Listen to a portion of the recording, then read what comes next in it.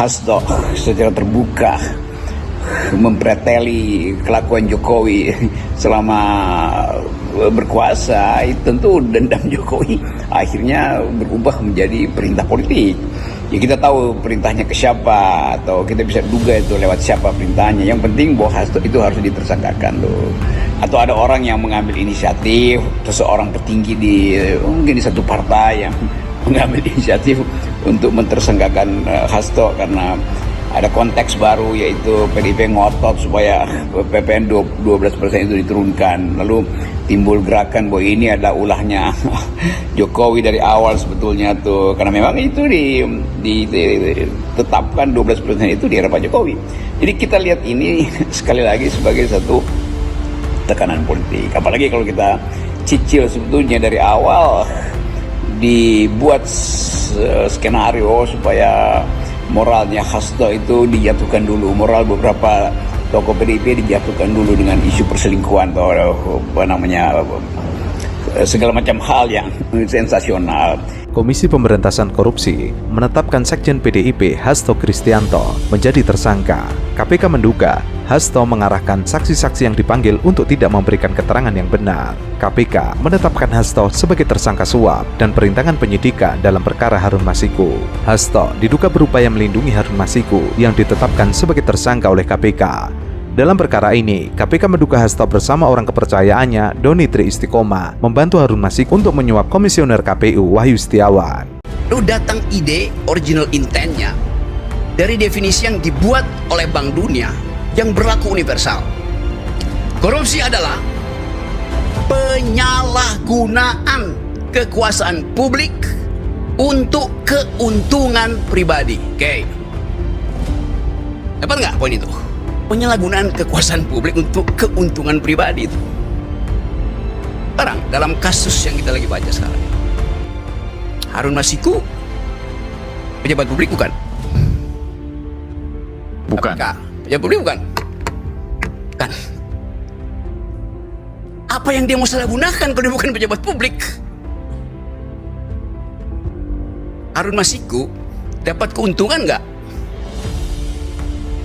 Masyarakat Anti Korupsi Indonesia atau MAKI, Bonyamin Saiman, awalnya mencoba mendebat Rocky Gerung terkait definisi dari korupsi. Ia mengatakan bahwa kasus yang terjadi dengan Harun Masiku adalah penyuapan dan hal tersebut sudah diverifikasi oleh penegak hukum. Namun, Rocky Gerung memberikan pandangan berbeda tentang definisi dari korupsi. Ia mengatakan bahwa Bank Dunia telah mendefinisikan arti korupsi yang bisa digunakan oleh seluruh dunia. Menurut Bank Dunia, korupsi artinya menggunakan kewenangan publik untuk kepentingan pribadi. Bukan begitu, Bang. Ya, lu jadi tolol kedua.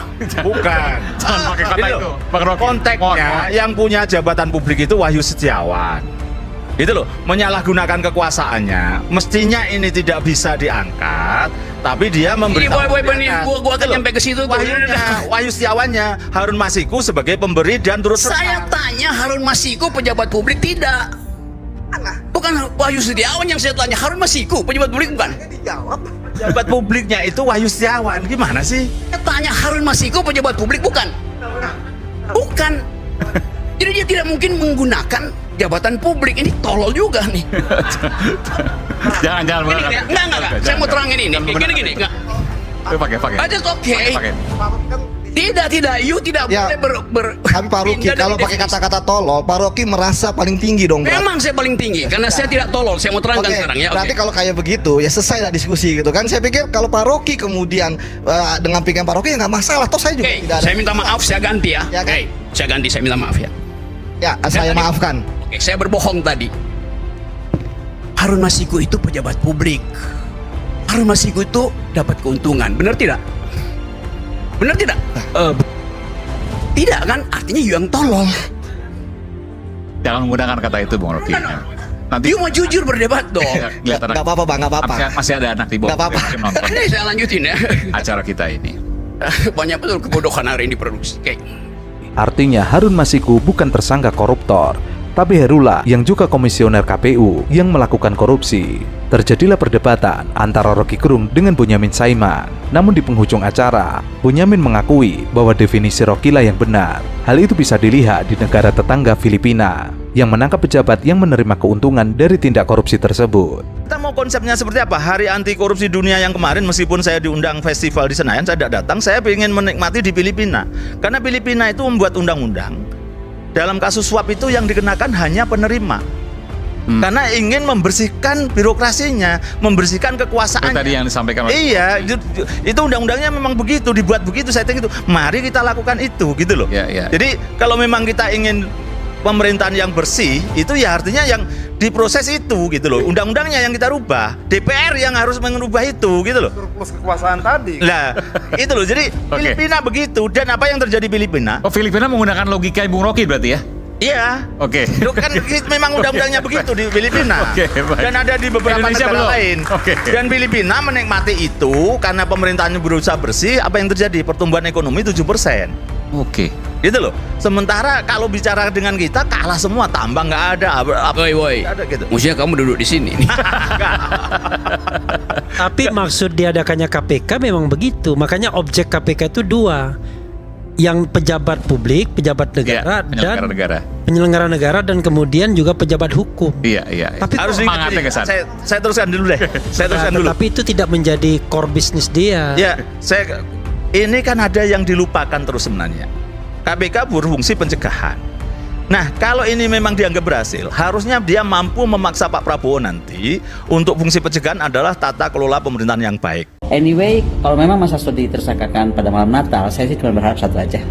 Banyak kasus besar, kakak beradik itu, anaknya sih itu, yang katanya pencucian uang, katanya apa, itu kan ada KPK tahun berapa? 2001 atau 2022?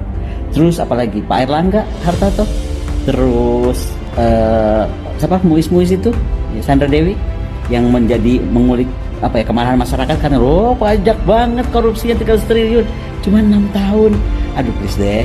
Siapa lagi? Banyak ya, aku nggak terlalu ngikutin kasus korupsi. Cuman kalau Mas Hasto dianggap menggelapkan atau bukan menggelapkan, apa sih bahasa itu, menyuap. Nah, sampai harus malam Natal dipanggil gitu, sementara beliau, semua orang tahu dong beliau Katolik, dan mengganggu keterangan beliau malam Natal. Ya sudah, saya berharap KPK memang sedang bekerja keras, ya kan. Jadi memang betul-betul menggenjot mau malam Natal, mau malam tahun baru, mau malam Idul Fitri. Nah, coba kita tunggu nih. Mungkin kita positive thinking dong. Tahun baru ini kemudian akan masuklah kakak beradik itu juga ke KPK. Kemudian juga mungkin Pak Erlangga, kita nggak tahu, atau lagi juga yang lainnya. Pengamat militer Koni Ragudini Bakri mengaku dititipi Sekjen PDIP Hasto Kristianto sejumlah dokumen penting. Dokumen itu diberikan kepadanya saat Hasto akan ditetapkan sebagai tersangka oleh KPK. Koni diketahui memang salah satu orang dekat dengan Hasto. Ia juga sempat menemani saat Hasto bicara soal kabar dirinya akan menjadi tersangka KPK sebelum kabar itu resmi diumumkan. Koni mengatakan, dokumen penting milik Hasto tersebut telah ia notariskan di Rusia. Koni mengklaim, dokumen yang dititipkan Hasto tersebut akan menjadi bom waktu usai Sekjen PDIP itu diumumkan sebagai tersangka. Sahabat lu, tolong lu bilangin, berhenti bersuara keras, utamanya berjuangnya di Sumatera Utara dan di Jawa Tengah, dan DIY juga. Iya, DKI juga. Tapi DKI setelah disebutnya Sumatera Utara, Jawa Tengah dulu.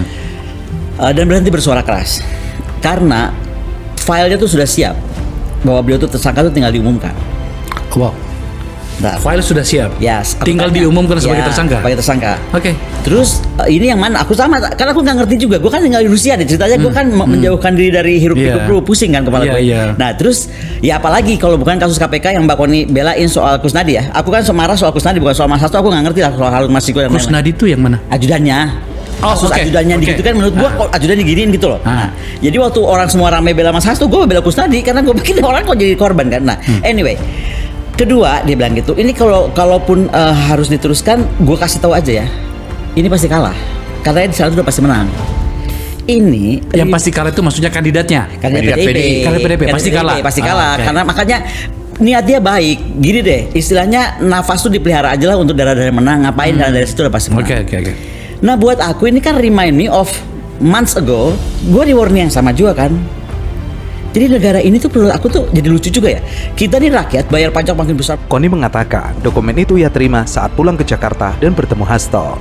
Menurutnya, Hasto telah belajar dari buku catatan partainya yang dirampas saat menjalani pemeriksaan di KPK sebelumnya. Ia mengatakan Hasto belajar dari kasus ajudannya Kusnadi yang ponsel dan buku milik atasan yang dipegangnya disita KPK saat menemani Sekjen PDIP. Saat itu ia dimintai keterangan oleh lembaga anti rasuah beberapa waktu lalu.